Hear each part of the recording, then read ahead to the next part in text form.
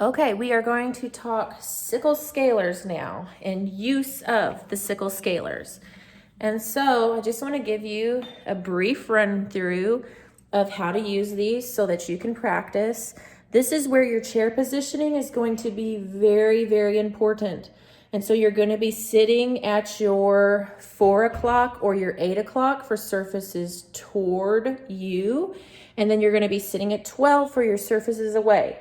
This is where things get important because you are adapting and using lateral pressure. Sometimes once you get into the chair and in the units, what you're going to see us teaching you to do is not necessarily switching your chair position, like scaling this one tooth here, sitting down at 4 and then coming up to 12. What you'll see a lot of us do is maybe sit at 12 for all of our surfaces away, then move our chair one time for all of our surfaces toward. And so then the way you're going to use this instrument, so it's our sickle scaler. It's tips or pointed. It's got 2 cutting edges, meaning there is a cutting edge on this side as well as this side of the instrument. The face is perpendicular to the lower shank. Our particular anterior sickle is single-ended because remember it's got the universal on the other end. The cutting edges are level. Our use is going to be for removal of medium to large calculus. This is per the textbook. And then it's supragingival, so above the tissue. So think about it. It's got a point. It's going to be above the tissue. However, this is the one, these sickles, where faculty will say in real world, real life situations that we will use it 1 to 2 millimeters sub under the tissue just a little bit. So you're going to use a fulcrum with this instrument as well. You are going to use, let's see, there we go. The tip 1/3, so the side of this very end. So you're not going to be scaling with this middle part. You want this tip 1/3 adapted to the tooth. You're going to hear us say an angulation of 70 to 80 for your scaling stroke. Lateral pressure is going to be firm and moderate. You're going to have short controlled strokes.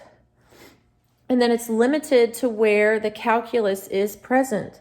So you found the calculus with your explorer. So say, I know there is calculus on the mesial of number 9. I found it with my explorer. So then what I'm going to do is go in. What you'll hear us say, we'll get our fulcrum. And then we're going to insert near 0, meaning if we have an angle here, we want this face of the blade. Another easier way to say that is the face of the blade is toward the tooth. Think about this with common sense. If you have 2 cutting edges, you don't want to go straight into that interproximal. You're going to cut the tissue. So you put those cutting edges up against the tooth so that you're being careful. So you insert near 0, then you're going to pivot up on your fulcrum to adapt to get that to its 70 to 80 degrees. And then that's when you scale. So I'm using short, controlled strokes. I'm not flying out of there.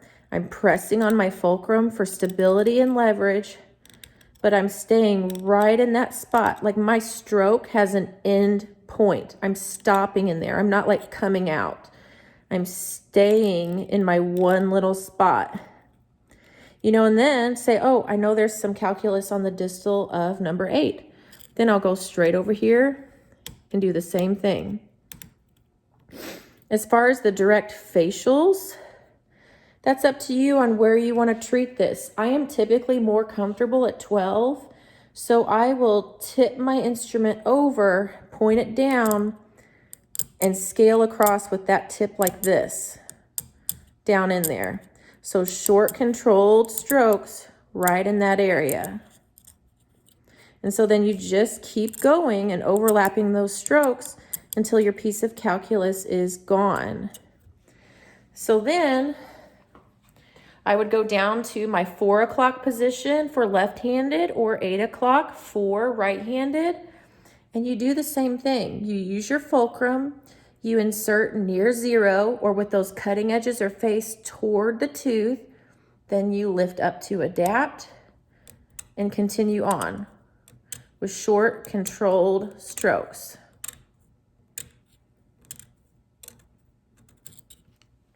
Then, an example with the posterior instrument. So we've got our 204S and our Nevi. These are used in very similar ways. We're using the terminal shank here to determine the working end. Let me try and get this a little bit closer. Trying here, sorry. Okay. So, terminal shank.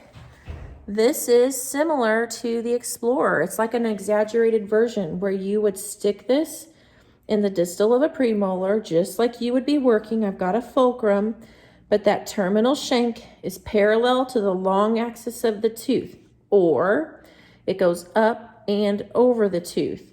The bend is toward the back of the mouth. This is correct, as opposed to this, where I'm wrapping across the front. The bend is going out of the mouth. You can see tooth behind the instrument. That is not correct. It's going to be this one where the terminal shank is straight in line with the long axis of the tooth. It's in line with the tooth. So the way you use this one is you insert near 0. So I've got those cutting edges up toward the tooth. Then I pivot up on my fulcrum to adapt and start my short controlled strokes. So you see, like I said before, I'm not walking into the distal.